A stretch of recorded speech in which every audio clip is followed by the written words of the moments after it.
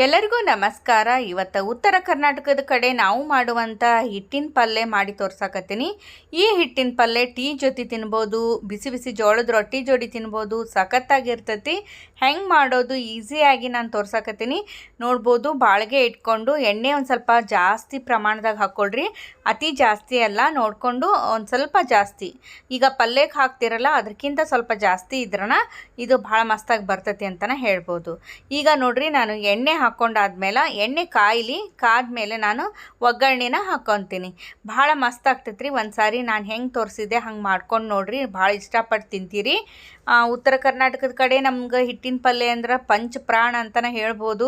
ಅಷ್ಟು ಚೆನ್ನಾಗಿ ಇಷ್ಟಪಟ್ಟು ತಿಂತಾರೆ, ಮಕ್ಕಳು ಸಹಿತ ಇಷ್ಟಪಟ್ಟು ತಿಂತಾರಂತಲೇ ಹೇಳ್ಬೋದು. ನನ್ನ ಮಕ್ಕಳಿಗಂಕರು ಸಿಕ್ಕಾಪಟ್ಟು ಇಷ್ಟ ಇದು. ಈಗ ನಾನು ಎಣ್ಣೆ ಕಾದಿಂದ ಸಾಸಿವೆ ಹಾಕ್ಕೊಂಡೇನಿ. ಒಂದು 1/4 ಟೀ ಚಮಚ ಸಾಸಿವೆ ಹಾಕ್ಕೋಬೇಕು. ಸಾಸಿವೆ ಚಟ್ಪಟ್ ಅಂತ ಸಿಡಿಲಿ. ಆಮೇಲೆ ಜೀರಿಗೆ 1/4 ಟೀ ಚಮಚ ಜೀರಿಗೆ ಹಾಕ್ಕೊಂಡಾದ್ಮೇಲೆ ಈರುಳ್ಳಿ ಇದಕ್ಕೆ ಸಣ್ಣಗೆ ಕಟ್ ಮಾಡಿರಬೇಕು. ಮತ್ತು ಕರಿಬೇವು ಕೊತ್ತಂಬರಿನೂ ಸಹಿತ ನಾನು ಈಗ ಹಾಕ್ಕೊಂಡೇನಿ. ಈರುಳ್ಳಿನ ದೊಡ್ಡಕ್ಕಾಗಿ ಕಟ್ ಮಾಡ್ಕೋಬೇಡ್ರಿ, ಭಾಳ ಸಣ್ಣ ಅಂದರೆ ಎಷ್ಟು ಸಾಧ್ಯ ನಿಮ್ಗೆ ಅಷ್ಟು ಸಣ್ಣಗೆ ಕಟ್ ಮಾಡಿದ್ರೆ ಟೇಸ್ಟ್ ಚೆನ್ನಾಗಿರ್ತೈತಿ. ನೋಡ್ಬೋದು ನಾನು ಎಷ್ಟು ಸಣ್ಣಗೆ ಕಟ್ ಮಾಡಿ ಇಟ್ಕೊಂಡೀನಿ.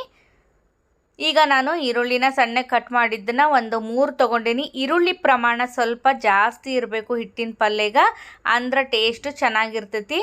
ಈಗ ನಾನು ಎಣ್ಣೆ ಒಳಗನ ಇದನ್ನ ಹಸಿ ಸ್ಮೆಲ್ ಹೋಗೋವರೆಗೂ ಇದನ್ನು ಹುರ್ಕೊತೀನಿ, ಈಗ ಫ್ರೈ ಮಾಡ್ಕೊತೀನಿ.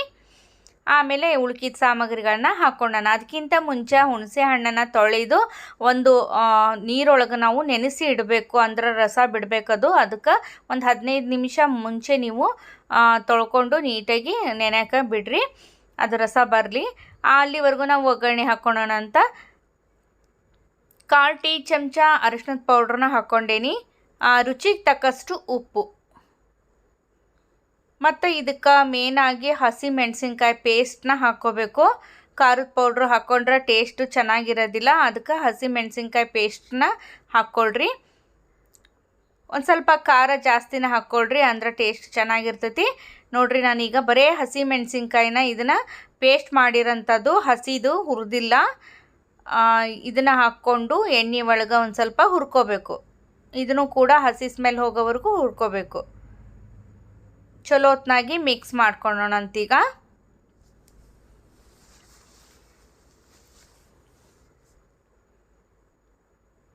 ಯಾರೆಲ್ಲ ಹೊಸದಾಗಿ ಫಸ್ಟ್ ಟೈಮ್ ನೋಡಕತ್ತೀರಿ, ಇನ್ನೂ ಚಾನಲ್ನ ಸಬ್ಸ್ಕ್ರೈಬ್ ಮಾಡಿಲ್ಲ, ಸಬ್ಸ್ಕ್ರೈಬ್ ಮಾಡ್ಕೊಂಡು ನೋಡ್ರಿ.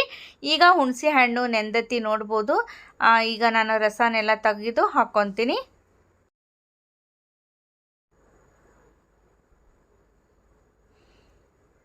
ಚಲೋ ಹೊತ್ನಾಗಿ ಹುಣಸೆ ಹಣ್ಣಿನ ರಸನೆಲ್ಲ ತೆಗೆದು ಹಾಕ್ಕೋಬೇಕು.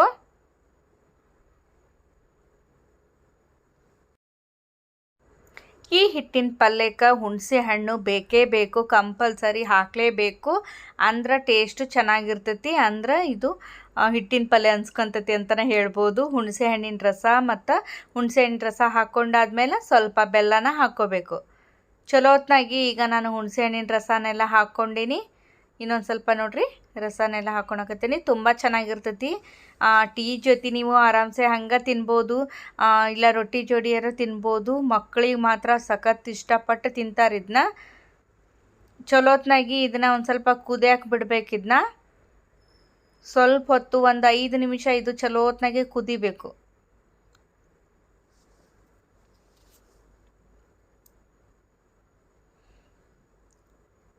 ಸ್ವಲ್ಪ ಬೆಲ್ಲನೂ ಹಾಕ್ಕೊಳೋಣಂತ ಇದಕ್ಕೆ. ಈಗ ನೋಡ್ರಿ, ಬೆಲ್ಲ ಹಾಕ್ಕೊಳಕತ್ತೀನಿ. ಅತಿ ಬೆಲ್ಲನೂ ಹಾಕ್ಕೋಬೇಡ್ರಿ, ಚೆನ್ನಾಗಿರೋದಿಲ್ಲ, ಸ್ವೀಟ್ ಆಗಿಬಿಡ್ತೈತೆ ಆಮೇಲೆ. ಅದಕ್ಕೆ ಸ್ವಲ್ಪ ಬೆಲ್ಲ ಹಾಕ್ಕೊಳ್ರಿ. ಹಾಕ್ಕೊಂಡಾದ್ಮೇಲೆ ಇದನ್ನ ಮಿಕ್ಸ್ ಮಾಡ್ಕೊಳೋಣಂತ. ಒಂದು ಸಾರಿ ಮಿಕ್ಸ್ ಮಾಡಿಕೊಂಡು ಇದಕ್ಕೆ ನೀರನ್ನ ಹಾಕ್ಕೊಳೋಣಂತ. 1 ಬಟ್ಲು ನೀವು ಕಡ್ಲೆ ಹಿಟ್ಟು ತೊಗೊಂಡ್ರಿ ಅಂದ್ರೆ 1.5 ಬಟ್ಲ ನೀವು ನೀರನ್ನ ತೊಗೋಬೇಕು. ಮತ್ತು ಜರಡಿ ಇಟ್ಕೊಂಡಿರಬೇಕು ಕಡ್ಲೆ ಹಿಟ್ಟು, ಪ್ಯೂರ್ ಕಡ್ಲೆ ಹಿಟ್ಟನ್ನ ತೊಗೊಳ್ರಿ, ಚೆನ್ನಾಗಿರೋಂಥದ್ದು.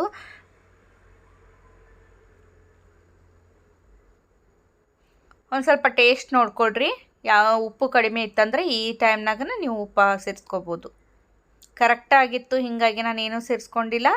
ಈಗ ನೀರನ್ನ ಹಾಕ್ಕೊಳಕತ್ತೀನಿ. ನೋಡ್ಬೋದು, 1 ಬಟ್ಲ ನೀವು ಕಡ್ಲೆ ಹಿಟ್ಟು ತೊಗೊಂಡ್ರೆ 1.5 ಅಥವಾ 1 ಮುಕ್ಕಾಲು ಬಟ್ಲ ನೀರನ್ನ ಹಾಕ್ಕೊಂಡ್ರೆ ಸಾಕಾಗ್ತೈತಿ. ಈಗ ನೋಡ್ರಿ ಮಿಕ್ಸ್ ಮಾಡ್ಕೊಳಕತ್ತೇನೆ, ಕುದಿಯಾಕೆ ಬಿಡ್ತೀನಿ ಸ್ವಲ್ಪ.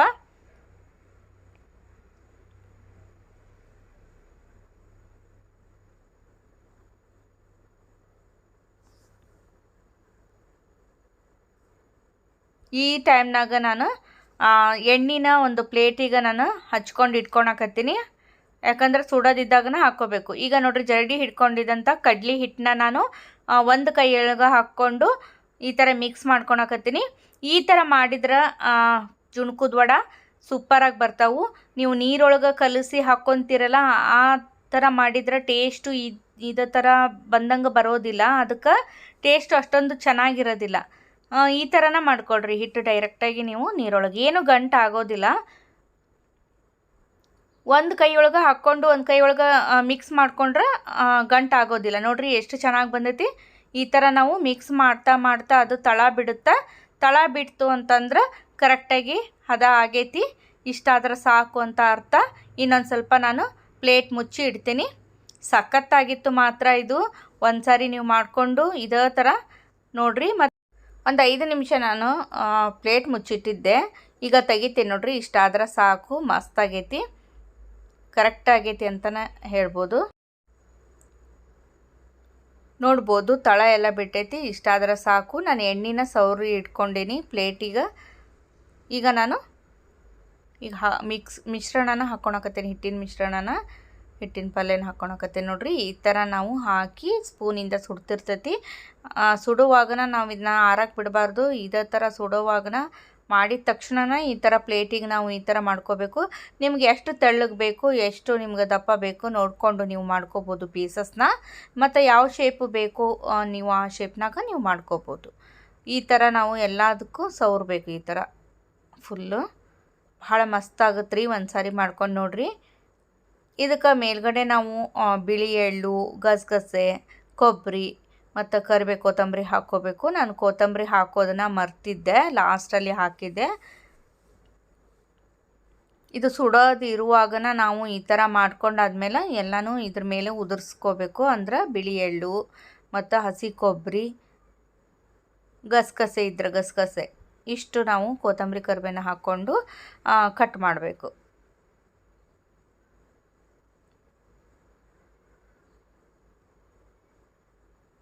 ಈಗ ನೋಡ್ರಿ ಹಸಿ ಕೊಬ್ಬರಿ ತುರಿ ಹಾಕ್ಕೊಳಕತ್ತೇನೆ ನಾನು. ಇದಕ್ಕೆ ಒಣ ಕೊಬ್ಬರಿ ತುರಿಯರ ಹಾಕ್ಕೋಬೋದು, ಹಸಿ ಕೊಬ್ಬರಿ ತುರಿಯರನ್ನ ಹಾಕ್ಕೋಬೋದು. ನೀವೆಲ್ಲರ ಪ್ರವಾಸಕ್ಕೆ ಪಿಕ್ನಿಕ್ಕಿಗೆ ಏನಾರ ತೊಗೊಂಡು ಹೋಗಬೇಕು ಅಂದ್ರೆ ಹಸಿ ಕೊಬ್ಬರಿ ತುರಿ ಹಾಕ್ಕೋಬೇಡ್ರಿ. ಅವತ್ತು ತಿನ್ನೋದಾದ್ರೆ ಮಾತ್ರ ಹಸಿ ಕೊಬ್ಬರಿ ಹಾಕ್ಕೊಳ್ರಿ, ಇಲ್ಲಾಂದ್ರೆ ಹಾಳಾಗುತ್ತೆ. ಅದಕ್ಕೆ ಒಣ ಕೊಬ್ಬರಿ ತುರಿ, ನೀವೆಲ್ಲರ ಪಿಕ್ನಿಕ್ಕಿಗೆ ತೊಗೊಂಡು ಹೋಗಬೇಕು ಅಂತಂದ್ರೆ ಒಣ ಕೊಬ್ಬರಿ ತುರಿ ಇರುತ್ತಲ್ಲ, ಅದನ್ನು ಹಾಕ್ಕೊಂಡ್ರಿ ಅಂದ್ರೆ ನೀವು ಯಾವುದು ಹಾಳಾಗಂಗಿಲ್ಲ. ಇದು ನೋಡ್ಬೋದು ನಾನು ಬಿಳಿ ಎಳ್ಳನ್ನು ಹಾಕ್ಕೊಳಕತ್ತೀನಿ. ನಿಮ್ಗೆ ಎಷ್ಟು ಬೇಕೋ ಅಷ್ಟು ನೀವು ಹಾಕ್ಕೋಬೋದು. ಅಂದ್ರೆ ಟೇಸ್ಟ್ ಚೆನ್ನಾಗಿರುತ್ತೆ, ನೋಡೋಕ್ಕೂ ಚೆನ್ನಾಗಿರುತ್ತೆ ಇದು. ಈಗ ಲಾಸ್ಟಲ್ಲಿ ನಾನು ಕೊತ್ತಂಬರಿ ಸೊಪ್ಪನ್ನ ಮರ್ತಿದ್ದೆ, ಲಾಸ್ಟಲ್ಲಿ ಹಾಕಿದೆ ನಾನು. ಈಗ ಕಟ್ ಮಾಡ್ಕೊತೀನಿ. ನಿಮ್ಗೆ ಯಾವ ಶೇಪ್ ಬೇಕಲ್ಲ ಆ ಶೇಪ್ನಾಗ ನೀವು ಕಟ್ ಮಾಡ್ಕೋಬೋದು.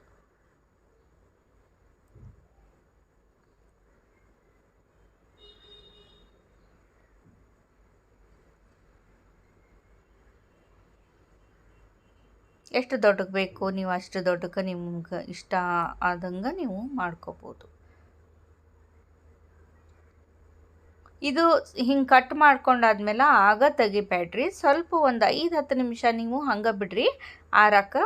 ಆಮೇಲೆ ಒಂದು ಪ್ಲೇಟಿಗೆ ನೀವು ಅಥವಾ ಬಾಕ್ಸ್ನಾಗ ನೀವು ತೆಗೆದು ಇಟ್ಕೋಬೋದು, ಬೇಕಂದಾಗ ತಿನ್ಬೋದು. ಈಗ ಆರಿಂದ ನಾನು ತೆಗಿಯಾಕತ್ತಿರೋದು ನೋಡ್ರಿ ಎಷ್ಟು ಮಸ್ತ್ ಬಂದವು. ನೀವೇ ನೋಡ್ಬೋದು, ನೋಡಿದ್ರೆ ತಿನ್ಬೇಕು ಅನ್ನಿಸ್ತೈತಿ, ಅಷ್ಟು ಚೆನ್ನಾಗಿದ್ವು ಅಂತಲೇ ಹೇಳ್ಬೋದು. ಸೂಪರಾಗಿ ಬಂದಿದ್ವು ನೋಡ್ರಿ. ತಳ ಎಷ್ಟು ಚೆಂದ ಬಿಟ್ಟೈತಿ. ರೊಟ್ಟಿ ಜೋಡಿ ನೀವು ಬಿಸಿ ಬಿಸಿ ಜೋಳದ ರೊಟ್ಟಿ ಜೋಡಿ ಇದು ಮತ್ತು ಕೆಂಪು ಚಟ್ನಿ, ಕಾಳಿನ ಪಲ್ಯ, ಚೌಳಿಕಾಯಿ ಪಲ್ಯ ಈ ಥರ ಇದ್ಬಿಟ್ರೆ ಸಖತ್ತಾಗಿರ್ತೈತಿ. 2 ರೊಟ್ಟಿ ತಿನ್ನೋರು 4 ರೊಟ್ಟಿ ತಿಂತಾರೆ ನೋಡ್ರಿ, ಎಷ್ಟು ಚೆನ್ನಾಗಿರ್ತೈತಿ. ನಮ್ಮ ಮಕ್ಕಳು ಮಾತ್ರ ಸಖತ್ ಇಷ್ಟಪಟ್ಟು ತಿಂದ್ರೆ ಇದನ್ನ ಚಹಾ ಜೋಡಿ. ನೋಡಿದ್ರಲ್ಲ, ಈ ರೆಸಿಪಿ ನಿಮಗೆ ಇಷ್ಟ ಆಯ್ತು ಅಂತಂದ್ರೆ ನಿಮ್ಮ ಫ್ರೆಂಡ್ಸ್ ಗ್ರೂಪಿಗೆ ಶೇರ್ ಮಾಡಿರಿ. ಮತ್ತು ಇನ್ನೂ ಯಾರು ನನ್ನ ಚಾನಲ್ನ ಸಬ್ಸ್ಕ್ರೈಬ್ ಮಾಡಿಲ್ಲಲ್ಲ, ಸಬ್ಸ್ಕ್ರೈಬ್ ಮಾಡಿಕೊಂಡು ಆಲ್ ಆನ್ ಆಪ್ಷನ್ನ ಕ್ಲಿಕ್ ಮಾಡಿದರೆ ಇನ್ನೂ ಬೇರೆ ಬೇರೆ ರೆಸಿಪೀಸ್ನ ನನ್ನ ಚಾನಲ್ನಾಗ ನಾನು ತೋರಿಸ್ತಾ ಇರ್ತೇನೆ. ಡೈಲಿ ನಿಮ್ಗೆ ಟಿಫನ್ ಬಾಕ್ಸ್ ರೆಸಿಪೀಸ್ ಆಗಲಿ ಮತ್ತು ಏನರ ಪಿಕ್ನಿಕ್ಕು ಟೂರಿಗೆ ಹೋಗುವಾಗ ಮಾಡ್ಕೊಂಡು ಹೋಗುವಂತಹ ರೆಸಿಪಿ ಆಗಲಿ ತೋರಿಸ್ತಾ ಇರ್ತೀನಿ. ಹೀಗಾಗಿ ಸಬ್ಸ್ಕ್ರೈಬ್ ಮಾಡಿರಿ. ನೋಡ್ಬೋದು ಎಷ್ಟು ಚೆನ್ನಾಗಿ ಪೀಸಸ್ ಬಂದು. ನೋಡಿದ್ರಲ್ಲ ಹಿಟ್ಟಿನ ಪಲ್ಯ. ಒಂದು ಸಾರಿ ಈ ರುಚಿನ ನೀವು ಕೂಡ ಸವಿರಿ ಅಂತ ಹೇಳ್ತೀನಿ. ಮಕ್ಕಳಿಗೂ ಒಂದೇ ಥರ ತಿಂದು ಬೇಜಾರಾಗಿರ್ತೈತಿ. ಹೀಗಾಗಿ ಒಂಥರ ಚೆನ್ನಾಗಿರುತ್ತೆ ಇದು ಮಾಡಿಕೊಟ್ರೆ. ಹುಳಿ ಉಪ್ಪು ಖಾರ ಸಖತ್ತಾಗಿ ಟೇಸ್ಟ್ ಕೊಡ್ತಿರ್ತೈತಿ. ನೋಡ್ರಿ ಎಷ್ಟು ಚೆನ್ನಾಗಿ ಕಾಣಕತ್ತೈತಿ, ಅಷ್ಟೇ ರುಚಿಯಾಗಿತ್ತು. ಮತ್ತು ಮುಂದಿನ ರೆಸಿಪಿಯೊಂದಿಗೆ ಸಿಗೋಣ್ರಿ. ಅಲ್ಲಿ ತನಕ ನಿಮ್ಮೆಲ್ಲರಿಗೂ ನಮಸ್ಕಾರ ರೀ.